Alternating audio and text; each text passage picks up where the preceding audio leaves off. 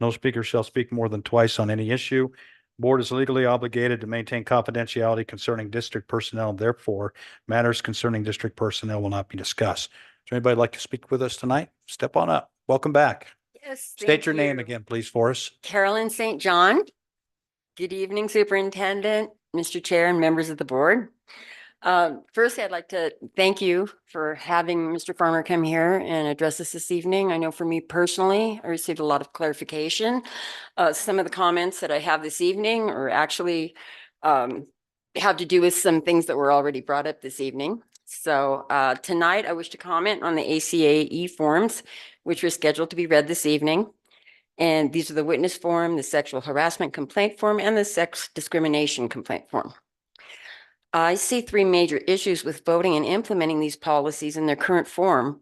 It's clear that this is an attempt to comply with the Biden administration's forthcoming Title IX rules, including these sexual harassment complaint and witness forms. But are there due process protections you can outline in the district's Title IX policy for those accused of the misconduct? What does the process look like for an accused party, especially when the party is a minor child, to present their own evidence? Instructions should be more clear. Second, it is vital that parents of minor children be involved in a Title IX dispute and that they're notified. There's nothing in these policies that indicates parental notifications or involvement in the disputes. And can you please point to a policy, if one exists, that ensures parents will know if their child has made an accusation or that he or she has been discriminated against or harassed on the basis of sex? If such policy does not exist, this is a vital addition to what you have put forward today. Finally, the Biden administration is facing several lawsuits over the Title IX guidance they released this spring, and passing such policies before the courts decide whether the Biden administration's guidance is legal to begin with is ill-advised. We may be back in this very position in the months to come, needing to change district policy once again.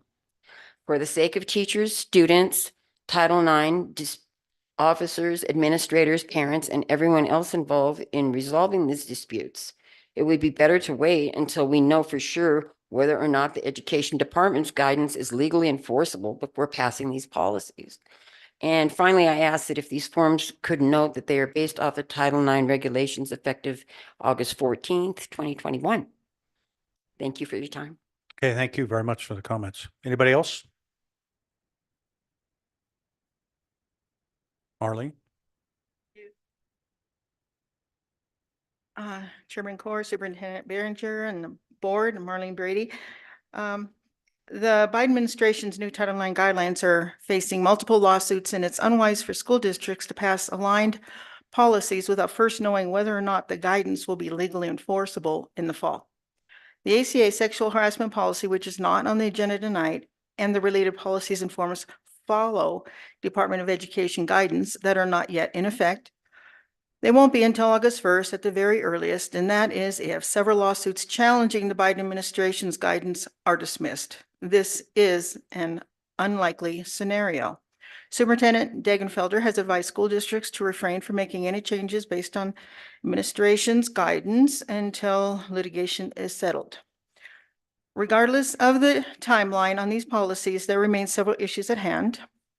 First, if the Biden administration will require students to create sexual harassment complaint forms and witness forms as part of their Title IX guidance, could you create similar additional forms for all students who face bullying or other types of harassment at school? Second, are these forms considered legal documents? They look like legal documents. If Title IX disputes are to be resolved by an in-house Title IX coordinator rather than law enforcement, they act as legal documents. How and when will the district notify parents of students making claims that they were victims of sexual misconduct, as well as parents of students accused of sexual misconduct, that their child is involved in such a dispute? Is there a separate policy you can point to that ensures parents will be notified of and involved in this process? Documentation with such weight as sexual misconduct complaint should not be allowed to pass through the hands of a child to another adult without parental involvement. Third, what is the process for students accused of sexual misconduct to make their case? Do they have similar forms to fill out stating evidence on their defense? If one is not going to be required by the Department of Education, could you make a separate form or publicize clear guidelines for students accused of sexual misconduct to ensure that their right to due process under the law is protected? Finally, the Biden administration's guidance puts the safety and privacy of all students at risk. Children should have private spaces where they can change and use the restroom with members of their same sex. The Biden administration's Title IX rewrite will deny children the space of privacy. It prioritizes the feelings of the small percentage of the population over most of their over most other children. We must teach children to treat one another with dignity and respect, and that certainly will not be what happens if restrooms, locker rooms, and other private facilities are open to students based on their gender identity. This is yet another reason not to pass policies aligned with the Biden administration's legal tenuous guidance.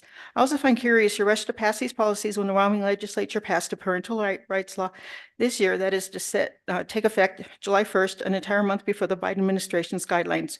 Where's your rush to protect parental rights? If the board is working on parental rights policies aligned with existing state law, can the board tell me what parental rights policies it is currently working on and who drafted them? And as you heard tonight, we're working on them. Yeah, but I'm concerned about July 1st. You know, I'm not concerned about July 1st. oh, you're not? No, we're not going to be in school, so I'm not, we'll get this done. Well, okay. Yeah. All right. Thank you. All right. Thank you. Anybody else? Seeing none, we'll move on. Next is the recognition of the Teacher of the Year.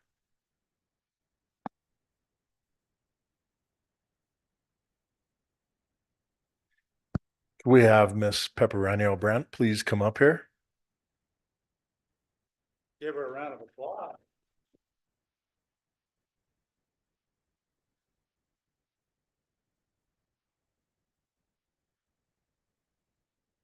Read this real quick. The Sweetwater County School District Number 2 proudly recognizes Pepper Rhineo Brandt as the Teacher of the Year for 24-25 for her hard work and dedication to the staff and students of School District Number 2. Well deserved.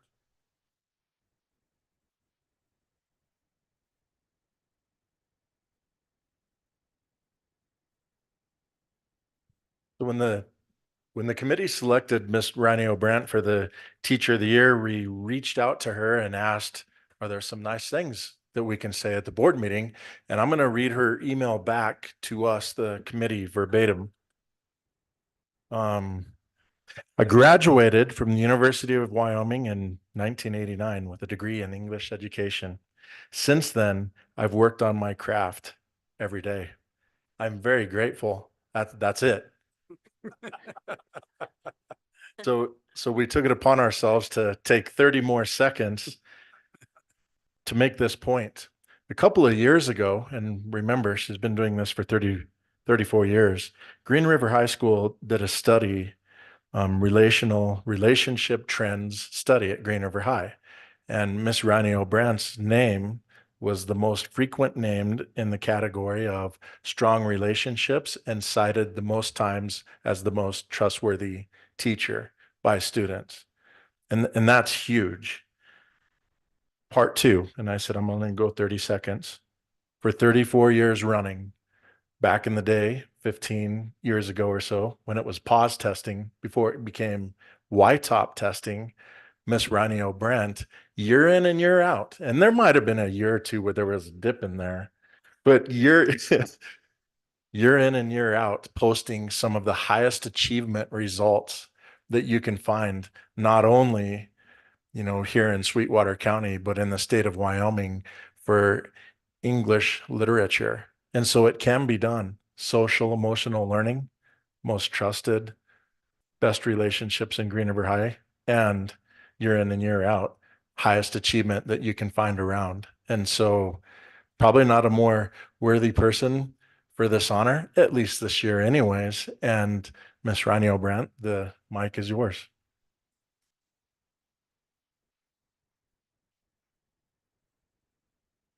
I'm not as tall as these other people. I realize that a bunch of the people that I mentioned in my speech are not here tonight, so I'm just going to email it to them, just so you know. Okay, ladies and gentlemen, we are so blessed, so fortunate to live in the great state of Wyoming. and we are doubly blessed here in Green River to be associated in whatever way with our school district, which is a direct reflection of the great people of this city. This year, the sizable field of Teacher of the Year nominees isn't surprising. We have fabulous teachers throughout our district, and guaranteed every teacher in Green River is some child's Teacher of the Year. I am honored to be nominated with foundational teachers Annie Mast, Mary Kelsch, and Denise Klingon-Peel. Without the solid foundation they build, nothing else matters. Malcolm Robb, Bridget Nielsen, and Andy Trumbull, your passion for teaching lives on in the memories of your former students. How do I know? They tell me.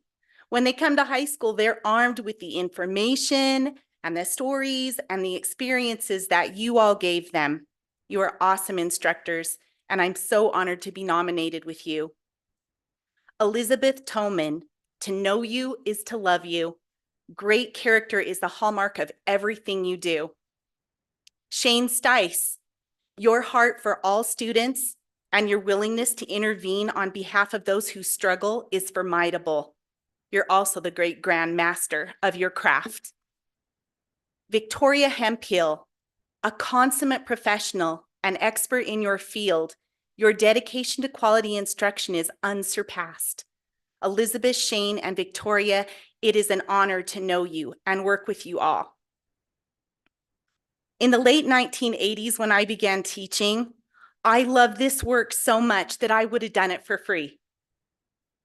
Teaching was so much fun and so rewarding that I knew I had hit the jackpot of careers. I don't feel any differently today. My passion for teaching remains.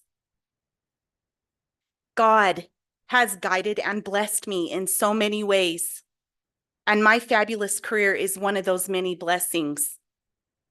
To those on the selection committee, thank you for this honor. Get a picture. Hey, Pepper, we get a picture. Should we go down to this one? Let's go down. Thanks. Oh, okay.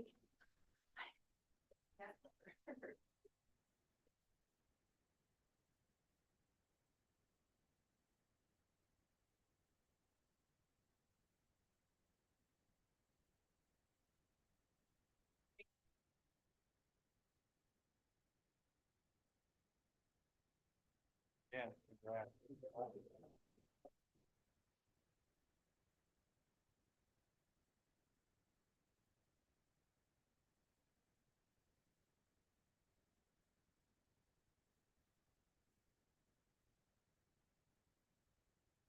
I will say that there are some fun things we get to do as a school board.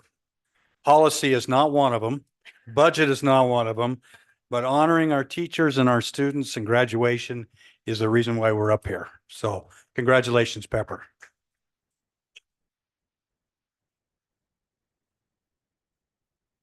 Next is recognition of all-state softball recipient. Blair, are you here? You're standing, right? Okay, gotcha.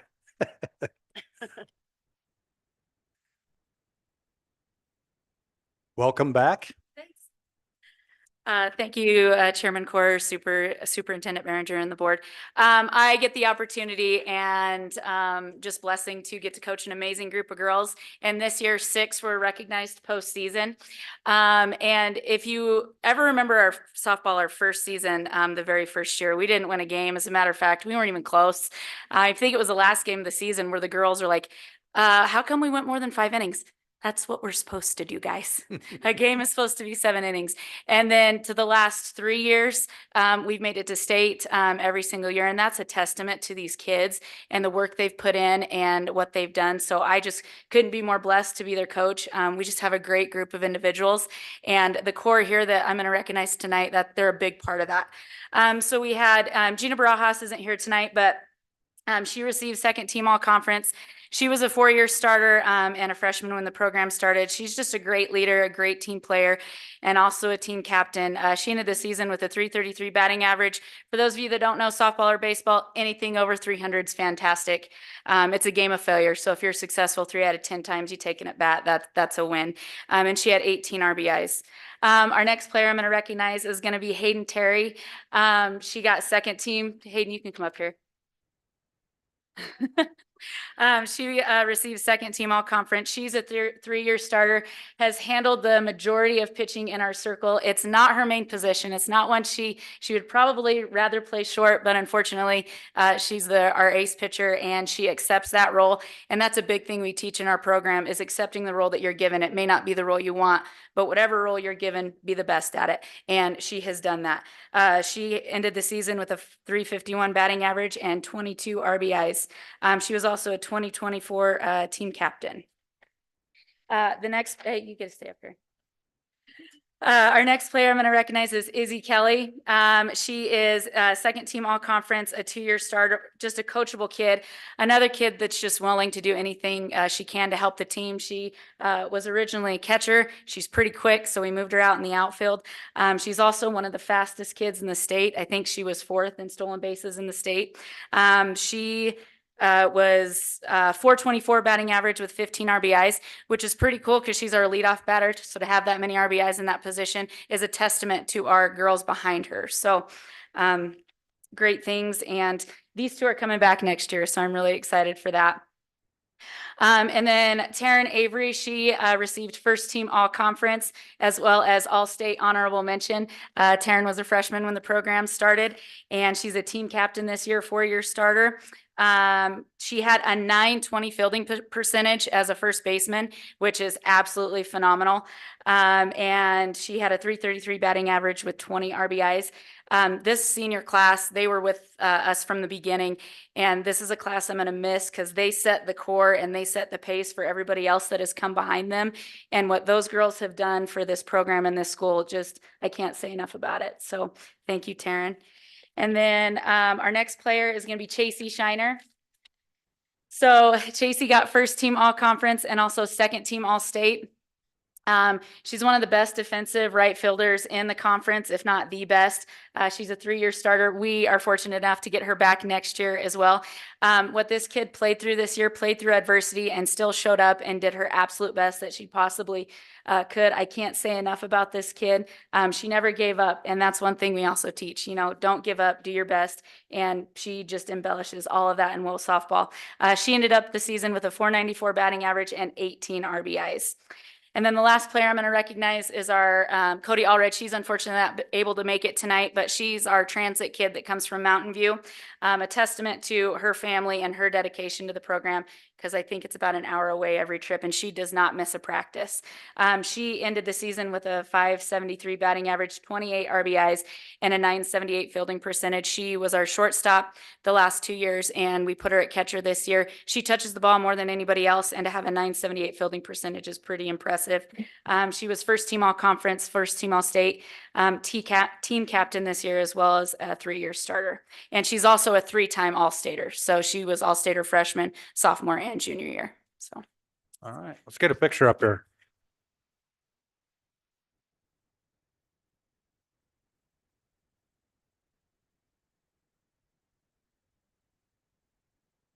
Got line up kind of. There you go. I'm gonna come this way. There you go. Good job. You got a duck. Fresh shorties back here. You got it. Thank you. Short people. All right, awesome job. Good job. Next up is a recognition of all-state track recipients. Mr. Hanson, welcome back. It's hard to believe I'm calling him Mr. Hanson. He was a freshman in high school when I was a senior and we went to the same school. Yeah. I've known this guy for a long time. And I just missed my 40-year class reunion this last weekend in Grable. So, You did? yeah. So We didn't have one. How old he is. Yeah. All right. Chairman Core, Superintendent Behringer and Board of Trustees, I really appreciate you guys letting us show up and kind of talk about our kids and what they did this year. We had one of the biggest teams we've had in recent memory. And the kids that we had were outstanding student athletes and did very well this year. I also want to thank Mr. Beardsley. Transportation, as we know, the weather in the spring around here is not very good. And so they're always just shuffling and helping me find meets that we can go to at a moment's notice. And without that help, that would really make our program struggle. And so that helps us out quite a bit. To earn all conference in track and field, you have to be placed first at the regional track meet. There's no voting. Okay. You do it on performance. And to be all state, you have to be in the top two to receive all state. And so we have two athletes here tonight that reach those accolades. And so we're going to just talk about them for a minute. Last time I was here, I talked about Lily Allison and talked about her and forgot who I was talking about because I didn't mention her name, but she wasn't here. But she's here tonight. Have her come on up. Yeah, I said, come up. We got to make the picture look better. Come on. So Lily this year placed first in the discus at the regional meet, regional champion in Rock Springs, and she was also second place in the shot. She was a team captain for us this year for the outdoor team as well as the indoor team. At state, she was third in the discus, which is one spot out of all state. And then she was sixth in the shot put, which one of the throws probably should have counted, but it didn't. And that would have made a huge difference in the final standings. But anyways, we won't go there. I still Always have comes a- down to referees. I'm telling you, just anyways, but so she did very well this year and she's a junior, so we'll have her back again next year and looking for some really good things. The girl that beat her in the shot is actually going to throw for the University of Wyoming next year. So she's in some pretty good company with where she's finishing and she's only a junior. So that's about all I have on that. I also brought Coach Arnold with me tonight. She's going to discuss our all-state athlete. And you have heard me rave about this gentleman for years and years and years.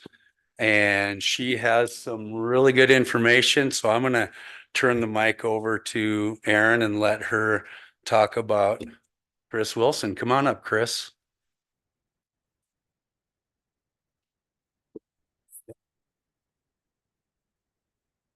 All right. So first of all, how he finished was Chris was all conference in the 300 hurdles and the long jump. So that he finished first in both of those. He also placed third in the 110 hurdles and third in the triple jump as well at regionals. And then at state, he was all state in long jump and triple jump. He finished second in both of those. He was the runner up, and I think you PR'd by quite a bit in both of those events. So he ended up I think your previous PR, what was it? 22. Okay, so before state 22.5 in the long jump, and he ended up going 22.11. So he nearly caught the school record, which was 23 feet. He was off by an inch. And then in triple jump, he ended up second also. What was your PR before? 43.4. So he just decided to skip 44 feet completely. And on his sixth jump in the finals, which is his last jump, he went 45.3. And that propelled him up into second place. So it was pretty awesome. Also, as I guess at state, he placed as our whole team. He was the only boy who scored points. And so he scored 22 points and he beat 5 other teams. Just him. So that was pretty awesome. He's definitely a gifted athlete, but he's also extremely coachable, smart. He's super intrinsically motivated, hardworking, and he's a great leader for those that are around him. He will do whatever you ask of him, and he'll do it to the best of his ability. In practice, we would make suggestions and he'd immediately try to implement them because he wants to get better and better. But we had to make sure we only give him one thing at a time to work on because he tries to implement everything all at once. So we've learned that throughout the years that it's one thing at a time to focus on. We were talking the other day, Coach Hansen and I, about Chris, and he said that he has been doing this for 34 years. Yep, 34 years, and he can't think of an athlete who's been as decorated as Chris who's come through, so that he's coached. And I was tallying up Chris's career, and he's, let's see, had 24 top 8 finishes in regionals and state combined. He's had 5 conference titles, 1 state title. There's only 1 year he didn't go in all 4 of the events, and that was his freshman year. Every other year he's gone to state in all 4 of his events. He missed his freshman year in the 300 hurdles by 1 place. He placed 9th, and you have to be in the top 8 to go. So, I don't know. He's just been an unbelievable athlete to work with. He's a great guy. We're going to miss him a whole lot. And I'm not going to cry, so I'm going to stop now. Okay, very good. Good job. Got to do a picture. Picture. Man, you guys are getting your late.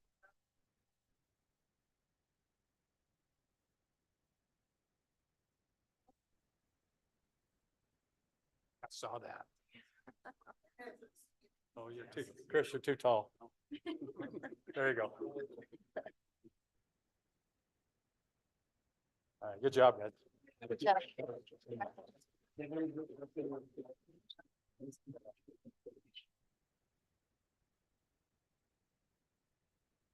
Awesome. Okay, next is all-state boys soccer recipients. Tina Rodriguez. Tina, welcome.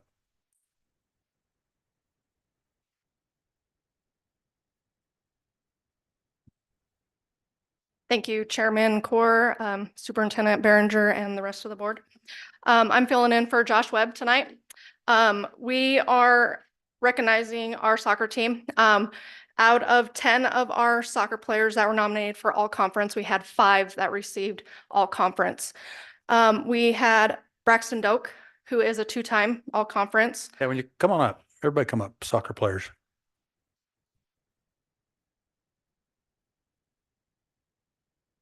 We also had Stone Rubik for our all conference for our midfield. And then we have 3 others that are not here. We had 2 defenders, Axel McKinnon, and then Dustin Berg, who is currently on his mission right now, so he cannot be here. And then goalie Eddie Zarate. With this, it goes through the whole voting process with all the coaches and all that stuff. So having 5 out of the 10 is pretty impeccable to have that in the aspects of that. Going on into the All-State, I think you have to be like the top 3 in those to be nominated into All-State. With that being said, we had Braxton Doak, who is an All-State 2-time as a sophomore, Stone Rubik as our midfielder, and then Axel McKinnon in our defense. All 3 receiving All-State recognitions. To kind of talk about our conference, we went 13-4 all season.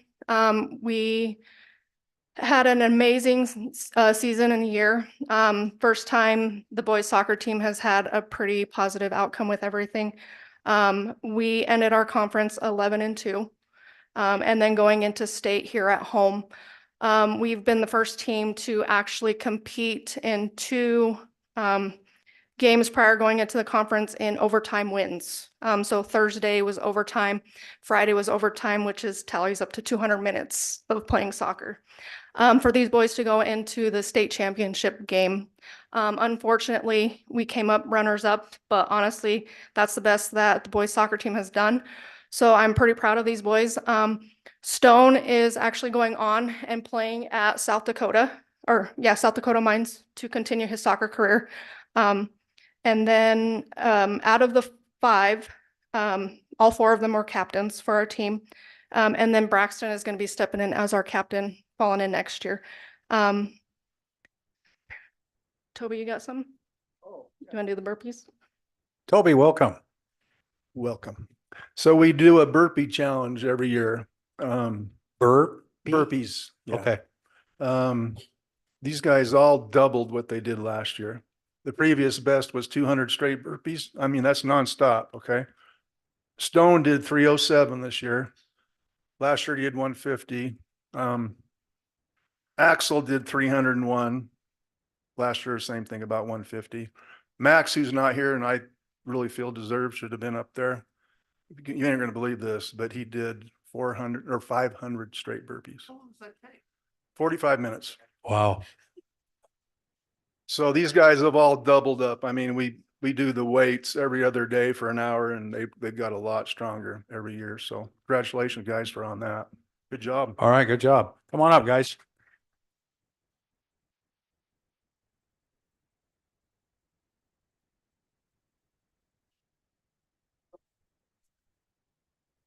Do about report. All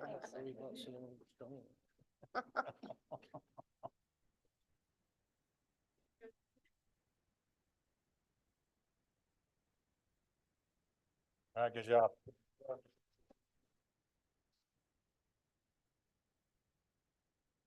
Our final recognition tonight is the All-State Girls Soccer recipients. Mr. Robles, welcome. Good evening, Chairman Core, Superintendent Behringer, and the rest of the board.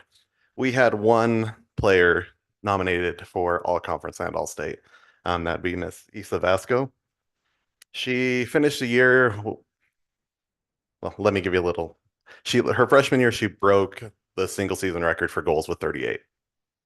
Coming in as a sophomore, you expect everybody kind of step up defensively and, man marker, double teamer, triple teamer, which they did.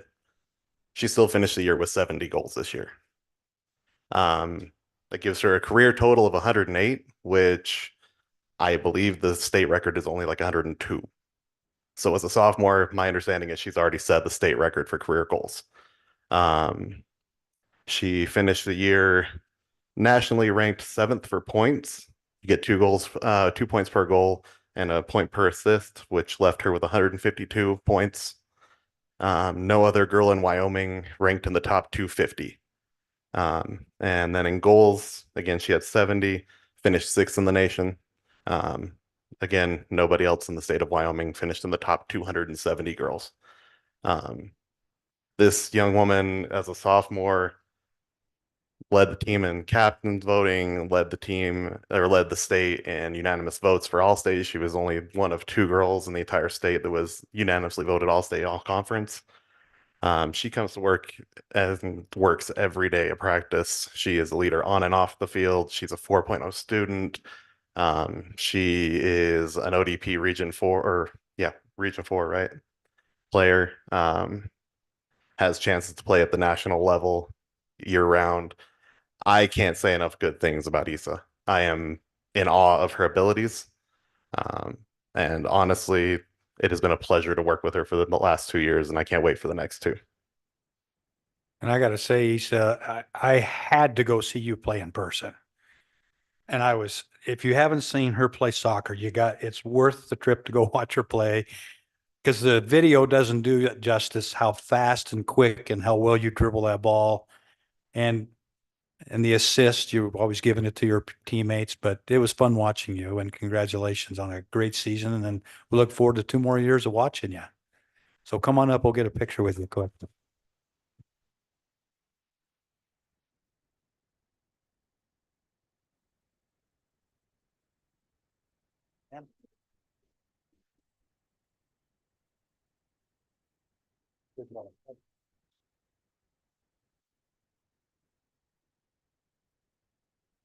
All right, thanks for coming tonight. You're welcome to stay for the rest of the business of the board.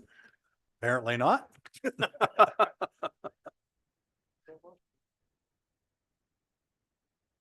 Robert, this is just like proclamations at the city council meeting.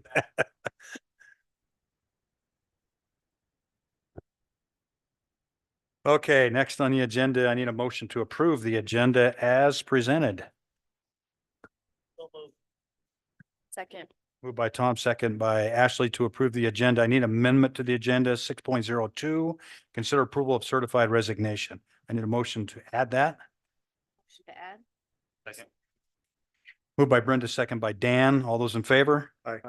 Opposed? Motion carries. All those in favor of the amended agenda? Aye. Opposed, motion carries. Thank you. Next, consent agenda. Is there anything on there anybody wants to take off? If not, I'll need a motion to approve. I'll motion to approve. Second. Moved by Ashley, second by Brenda. All those in favor? Aye. Opposed, motion carries. Next, the reminder of the July 16th rec board meeting. I believe that's on a Wednesday, Chris? Tuesday, It is a Tuesday, okay. the 16th, third. third Tuesday. So remind yourself of that. Consider approval of new certified contracts for 24-25. Dr. Foos, welcome. Thank you, Chairman Core. At this time, we don't have a recommendation for a new contract. We do have the newly added certified resignation, Tara Adams, school nurse at Monroe Elementary. Need a motion, please? To approve. Motion to approve. Second. Moved by Brenda, second by Dave to approve Tara Adams' resignation. Any discussion? All those in favor? Aye. Opposed, motion carries. Next, here report on the end of the year summary and enrollment. Mr. Behringer, you were working diligently on this morning when I came in to visit with you. Yep, not waiting until the last minute to get it done either. Can't wait to see it. Well, you get a writer's block because you don't want to share the same thing over and over again. Sometimes you're not sure of the audience, but whatever.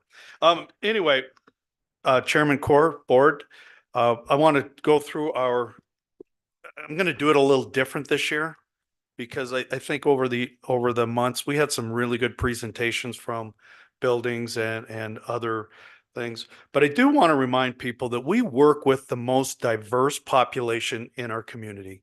So if you're playing Little League Baseball, you're playing with a bunch of kids that generally like baseball.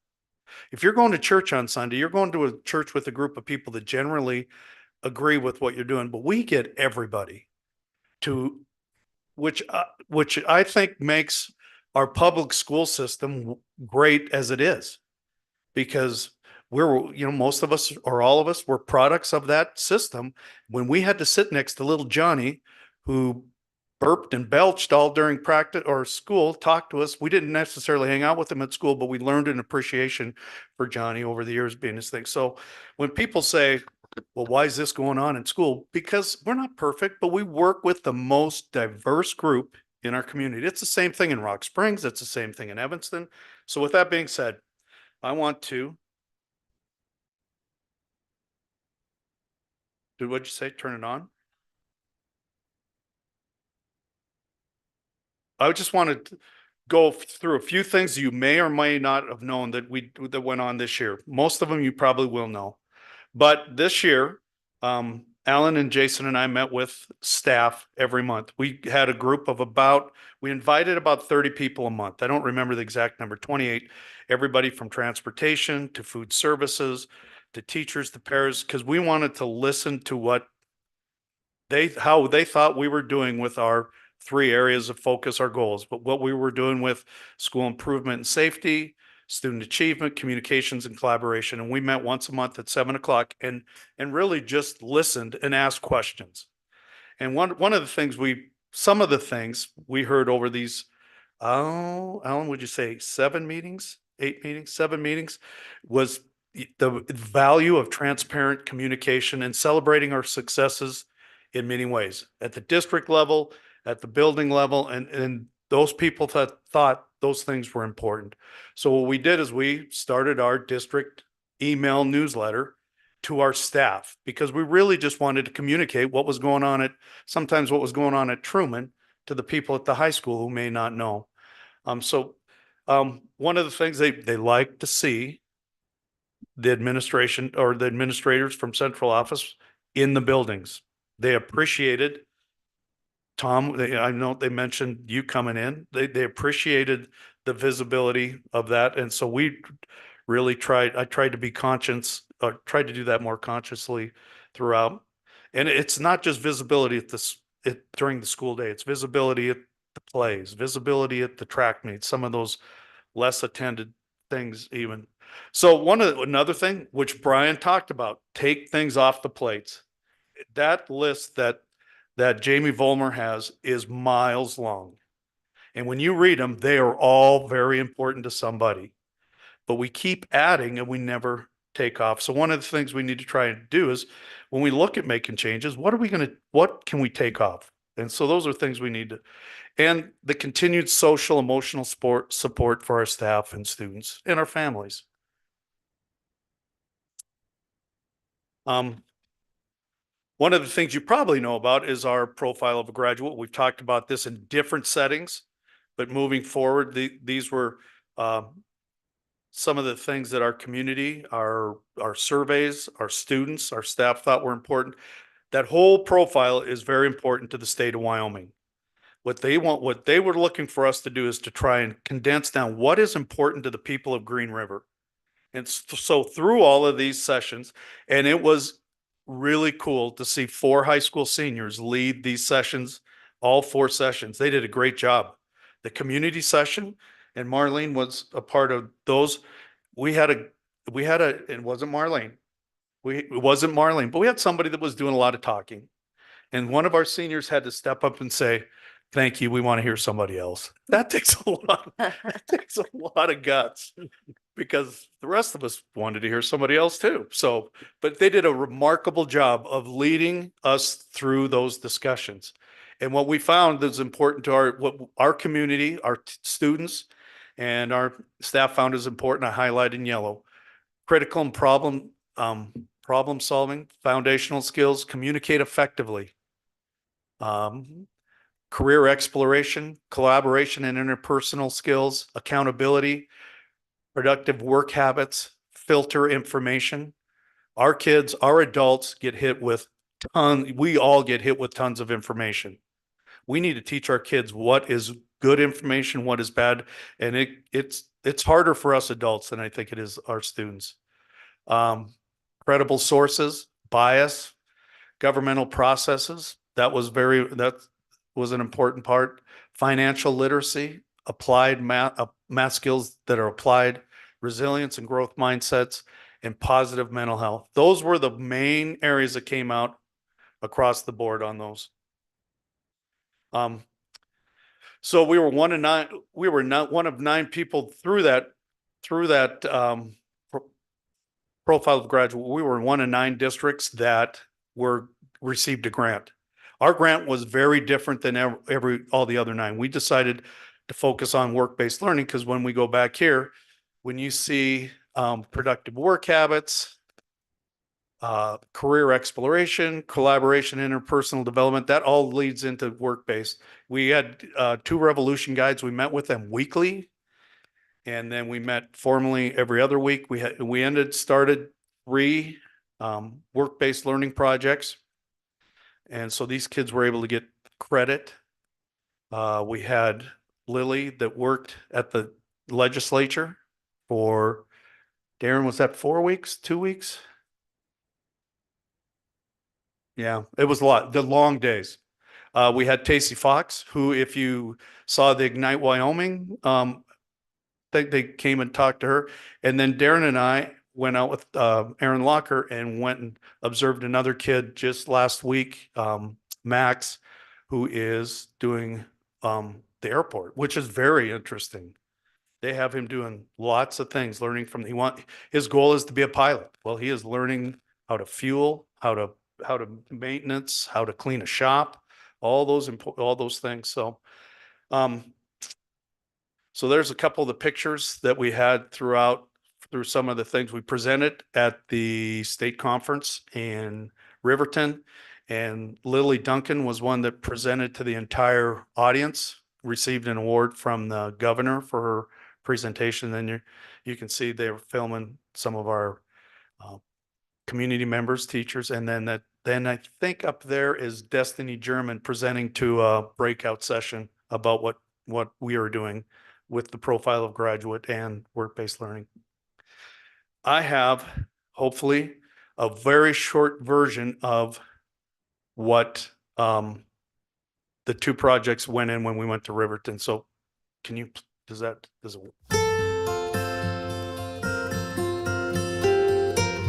My experience here has been really fun. I enjoy being able to come down here during time that I have during school to come learn more and gain more experience in this field. I've learned some skills that will help me to be a veterinarian assistant. So currently I'm working toward getting my veterinary assistant certificate, and this is helping me get there and earn the clinical hours for that.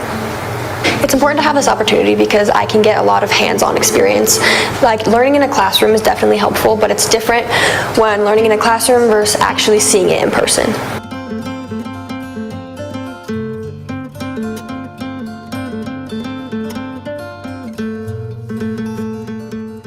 Alrighty, this is about my internship at the Capitol here in Wyoming. So some of the goals of this trip were to fully understand how bills are introduced, interacted with, voted on, and passed. Another was to meet and develop a connection with elected officials in the Capitol, and to find an opportunity that could provide a future career opportunity later on.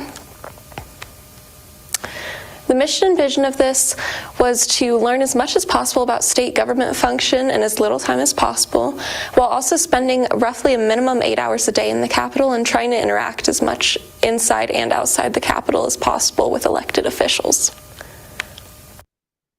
So with that, we met with. I can see why she only did 3 weeks. Yeah. 8 hours and then afterwards talking with politicians. Oh, yeah. I get it. She said she liked it. I bet. But we afterwards, after we got our results back from the profile of graduate, we met with a group of high school kids from freshmen to seniors from EA and Green River High School. Across the board, every one of them thought that a work-based learning project would probably help them out in school, help them focus a little more, help them decide what they may or may not want to take for classes. So there's great value. We think there's going to be great value in this for our, how do I get out of it? There we go. Okay, so switching gears again, we have enrollment. We did some first day, last day enrollment over the last 6 years, and you can see it is challenging to project our enrollment, particularly the last 3 to 4 years. You can see we dropped 61 kids. We came in lower than what we thought we were. We projected ourselves to come in almost this 24-13 like we did the year before, or 23. But so enrollment is impacting us, and I think you'll see in a little bit. We made adjustments to our staffing based on that somewhat. Well, we had our final year of the ESSER budget. You've heard about that. Had to deal with that all. So over the past 4 years, we had about these are estimates, Chris. I didn't get to you for those, but about 1.4 million in staff that we had paid for staffing through that. Is that right? Close? Within 1 million? So, in order to make adjustments, we had to do the following to right size our budget. Not only were we losing students faster than we thought, but we also had to find a way to either continue to fund our positions through ESSER or to eliminate them. So some of the larger budget items that got us down to below that level was we eliminated a central office administration by half. We eliminated 5 teaching positions. When I say eliminate, we did not have to cut a position. It was somebody would leave. Jason and Chris primarily would weigh that. Okay, can we go on without that? Do we have to fill that position? Because some we did, but others we were able to do it without that. So we are going to be down 4.5 paraprofessional positions. We've reduced the curriculum budget. We reduced the building level budgets. And then we were awarded a $400,000 grant through the Wyoming Stronger Connections over the next 2 years to continue with our family counselors. And so, with that, we were still able to continue to make sure our salaries are competitive with our area schools. So,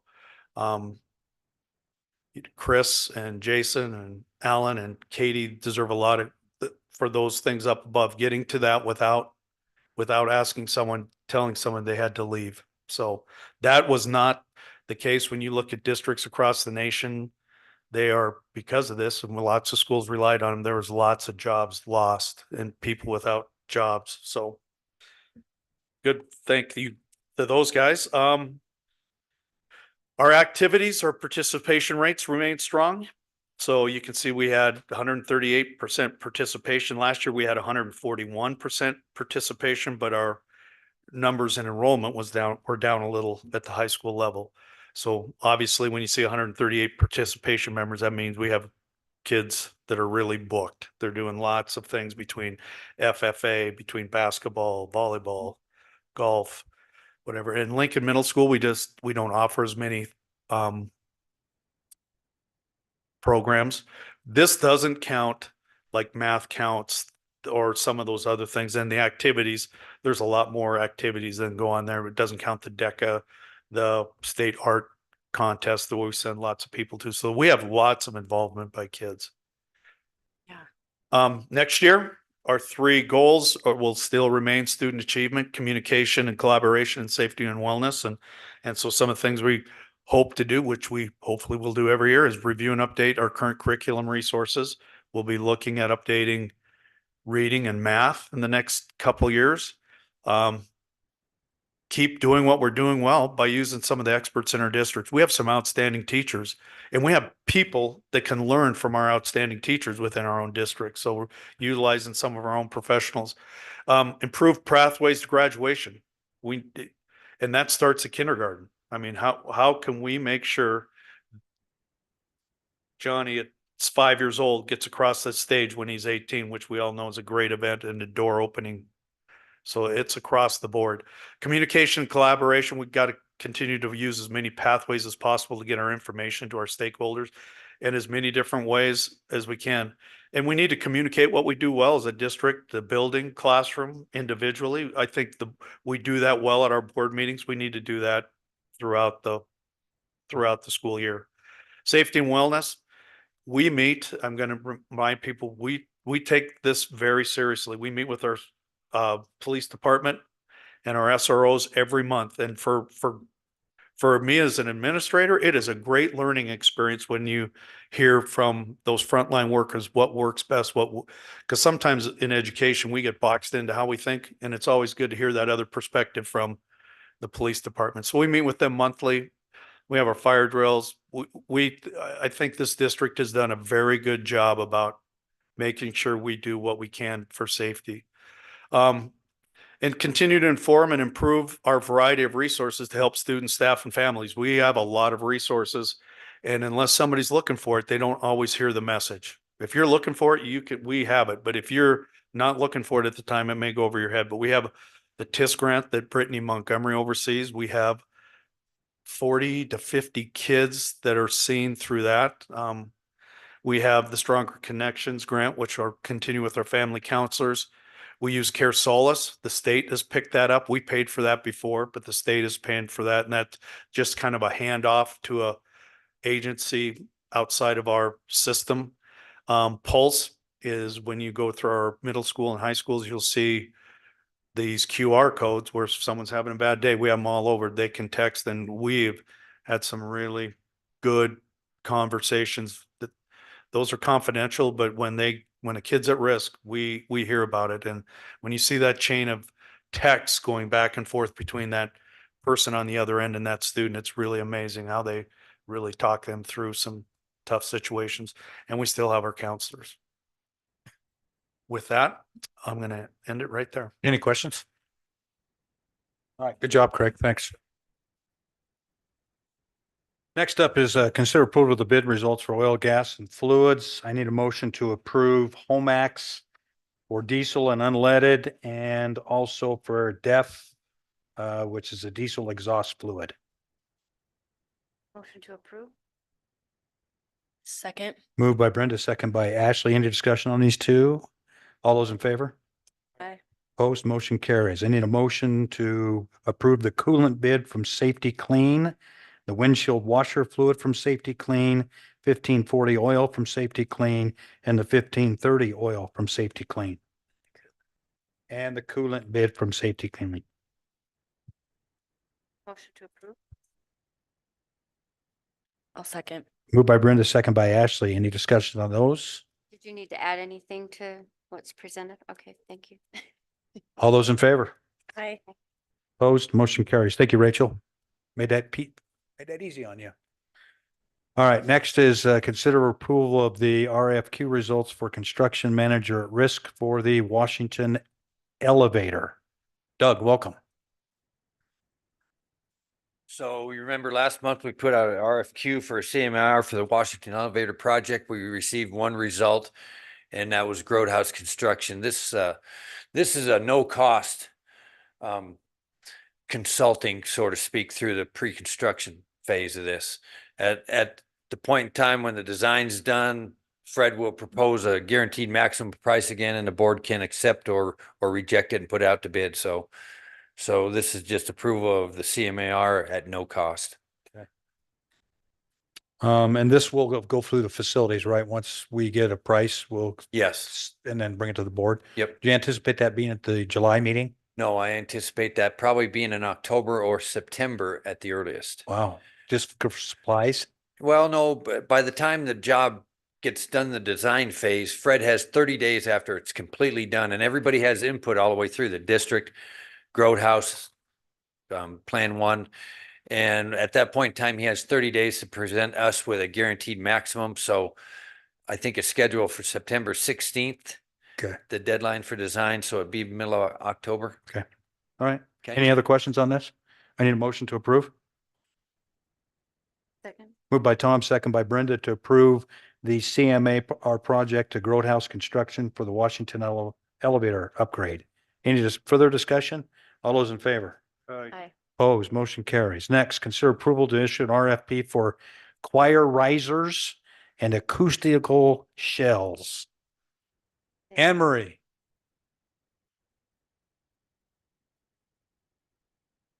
Good evening, Chairman Gore, Superintendent Behringer, and Board of Trustees. I'm here before you tonight to request proposal for our choir classroom seated risers and as well as an auditorium acoustic shell.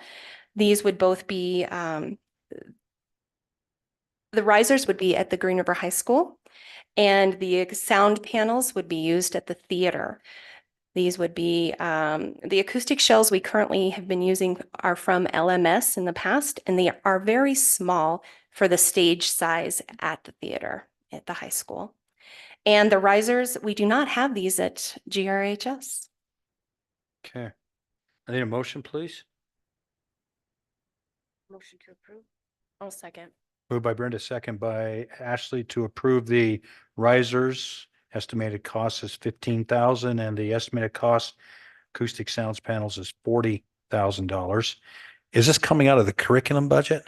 No, as I've been working with Chris and Katie, coming out of either special reserves for the equipment fund for the risers and the acoustic sound panels, we have a couple options here. The request, the recreation board request or special reserve for equipment fund. Did this go through the rec board? It hasn't. Okay. Okay. All right. Any other questions? All those in favor? Motion carries. And next, consider approval to issue an RFP for the elementary music equipment. Yes. Again, a request for proposal for the elementary music equipment. This includes the xylophones, the metallophones, the glockenspiels, and the bass bars. You may hear them called Orff instruments. You'll see them at a lot of the elementary Christmas programs. The instruments that are up in front, these are used daily in our classrooms, and we are looking to replace 40-year-old equipment at this point, updating the technology that is put in behind them. Been working with the elementary music teachers on what they're looking for to replace these instruments. Looking to not exceed that $90,000 and looking for the special reserve equipment fund to cover those. Okay. I need a motion to approve. I'll make the motion. Moved by Ashley. Second. Is everybody awake here? Are you guys the only two awake? Brenda seconds. I got to ask a question. Yeah. What's the instrument that's a little teeny thing and you blow in it and it was a middle school thing? Like the recorder? We found one last night in our garage while we were cleaning it Like out. some hot cross buns. Oh. My wife tooted on that one time and said, no more. It brought back all the memories of my daughter doing that. Yep. So anyway, that's fun. All right. All those in favor? Hey, Opposed, motion carries. Thank you. thank you. All right. Next is consider approval of the quick claim deed. Mr. Behringer. Not completed yet. Okay, so that is still tabled. Would you please remind me on the agenda that when we do put that on there, we need to untable it, please? Next is consider approval of the memorandum of understanding for dual and concurrent courses with Western Wyoming Community College. Mr. Behringer. Chairman Core, Board of Trustees, this is our annual renewal with the dual and concurrent courses that we do through Western. I think we have lots and lots of kids that take courses there from one class to multiple. We actually had 2 kids graduate with degrees from Western. I think the list of the names is impressive from Green River. Yeah, yeah. It's a great foot in the door for some of our students. Okay, I need a motion, please. I'll second. Moved by, now I got them awake over there. Moved by Tom, second by Dan to approve this MOU with Western Wyoming Community College. Any further discussion? Was there any changes to it? No. Any further comments? All right. All those in favor? Aye. Opposed? Motion carries. Next, consider approval of the handbooks for Green River High School, Expedition Academy, Lincoln Middle School, elementary schools. And those were put on our things. Everybody seen them? All right. I need a motion to approve. Almost did the handbooks. Moved by Tom, second by Dave to approve the handbooks as presented for 24-25. Any discussion on those? All those in favor? Aye. Opposed, motion carries. Next is to consider approval of the new policy ACA-RE1 witness disclosure form on third reading. And Jason, before you discuss this, I think what I heard tonight was that we probably need to send this back to the Super 8 committee to discuss the inclusion of parents somewhere on the form, whether verbal or signed. Does everybody agree with that? So the recommendation for me would be to table it with the idea that it goes back to Super 8. Is anybody, Tom Yak? What does Mr. Foose think? I think that this witness disclosure form fits under the existing Title IX policies and harassment and discrimination policies from 2019. I think also it applies to adult staff members, not just children. In the situation when an adult may be filling this out, there would not be a parent signature on that. My recommendation is, as Brian mentioned, this is not necessarily a policy or a process that needs to be followed if you approve it tonight. And my recommendation would be that it is okay if that goes back to Super 8 at this time and it's tabled. What's the pleasure? I motion we table the witness disclosure form on third reading. Refer it back to Super 8. Okay, moved by Brenda, second by Dave to table this witness disclosure form, send it to Super 8, discuss the parent piece on this. And I agree with the staff piece. I mean, obviously, if they don't need to call their dad to sign it. So, okay. All those in favor? Aye. Opposed, motion carries. I believe the same thing will occur on sexual harassment complaint, but Jason, you. Chairman Core Trustees, since it is yet another form, just to not get too editorial tonight, but Brian mentioned it brief, that the district does have behind the scenes process that is not necessarily that you're going to find in policy. That process is the McGrath systems for dealing with these type of complaint. The McGrath systems have multiple forms that trigger parental phone calls and trigger due process rights, witnesses, those things. It is a nationwide process that the district used to deal with these things with both students and adults alike that protect civil rights as we move through these type of complaints and concerns. So the recommendation is? It's okay if we table it. Okay. Need a motion, please? Almost table ACA RE 32 sexual harassment complaint. Moved by Tom. Second by Dave to table ACAR-E2, sexual harassment complaint form, go back to Super 8. All those in favor? Aye. Opposed, motion carries. Next, on second, third reading, I assume there's no changes on this, Jason. This is third reading on drug-free schools, ABD. That is correct, Chairman Core Trustees. No changes for the third reading. Okay, any questions of him on this? I need a motion to approve. Second.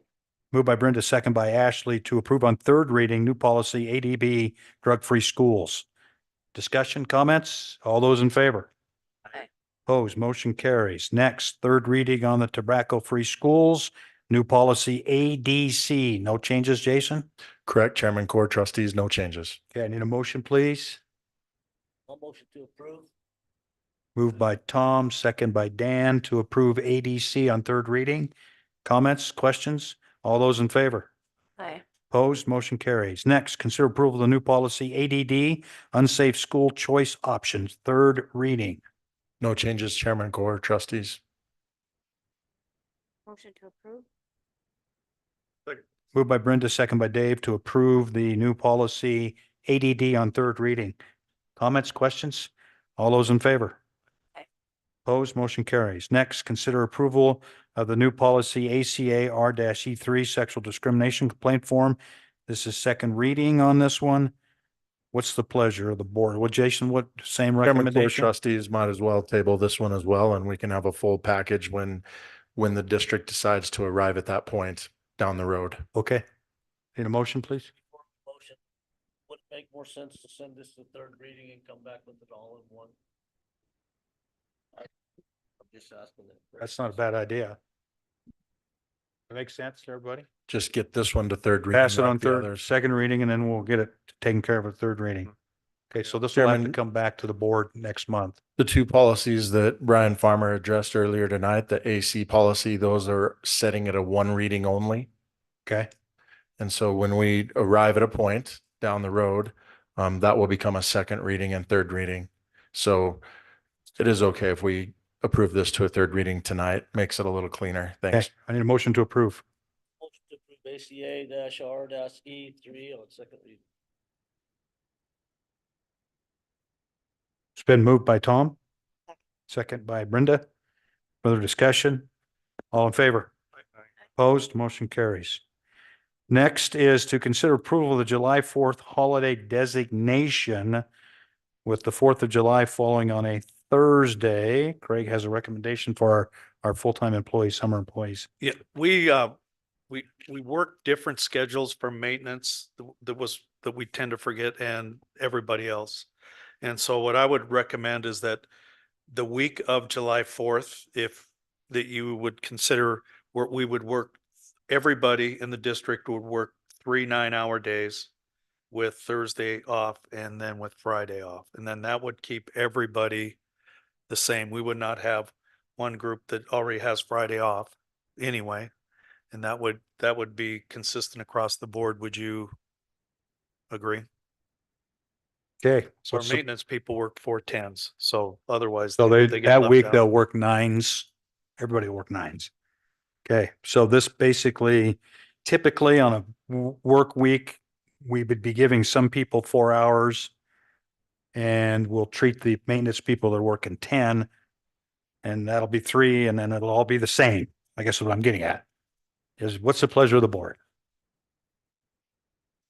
What did we get? 3 9s and Thursday, Friday off for the entire. Haven't we usually given like 8 hours of time for when we add an extra holiday? That was my point when I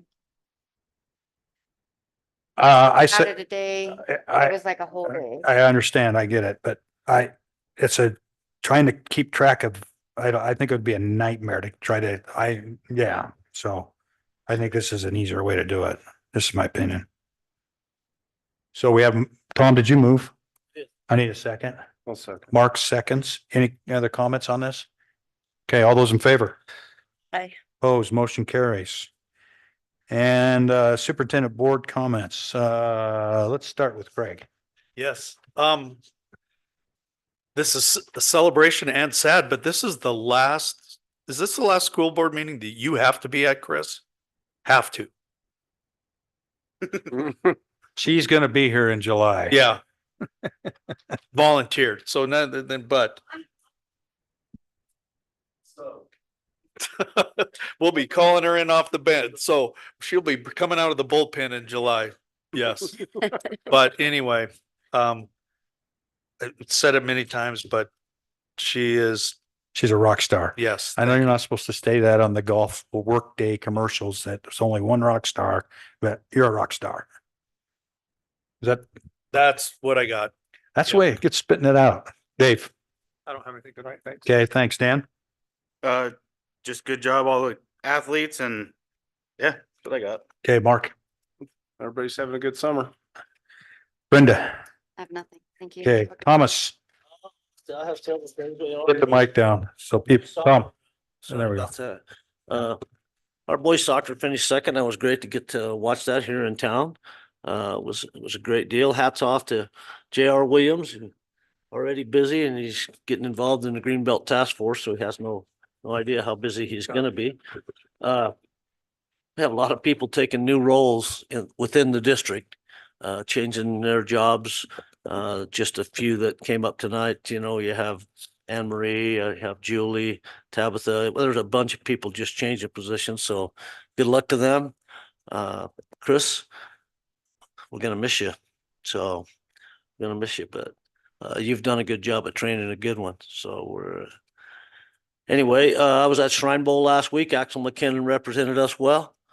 Lastly, hats off to Dr. Foose for bringing in Brian Farmer and for this board and working through the tough issues that we have to in terms of policy. So thank you. Okay, Tom, thanks. Ashley? I just wanted to give my condolences to Sue Kovik's family. Miss Sue worked a lot of years at Washington, and we went to church with her too, but my kids always called her Miss Sue. And so what? Miss Sue. Okay. She was in the lunchroom for forever, and she just did a great job. She loved all those kids. So condolences to them. Thank you to Brian Farmer for coming and helping to explain our different policies. And Super 8 works really hard, and there are lengthy discussions and a lot of things that we table and ask for more clarification on. So we don't take those things lightly. Congratulations to Mrs. Ranio Brandt. She's an amazing teacher and touches a lot of these kids' lives for really good. So, and congratulations to all of those teachers that were nominated, because we have amazing teachers in our district. And I hope everybody has a great summer. Oh, and also good luck to Theron Archibald, because he plays in the Wyoming-Montana game this weekend, I think. So. Yes, I think it is this weekend. Yes, I agree. I want to thank the board for allowing me to go testify in Cheyenne last Thursday. That was a fun day. Left at 7:30, got home at 8:30 at night, and I spent about 40 minutes on the stand. But it was an interesting process. Let's just put it that way, and let's hope they rule in favor of us. We'll find out. We won't have a ruling on this probably until next year in terms of the Supreme Court, because that's probably where it's headed. So anyway, that's all I have. I have one last thing. I got a text. Blair Imoni said she forgot to thank everybody, the administration and the board, for allowing her to do the presentation. Great. All right.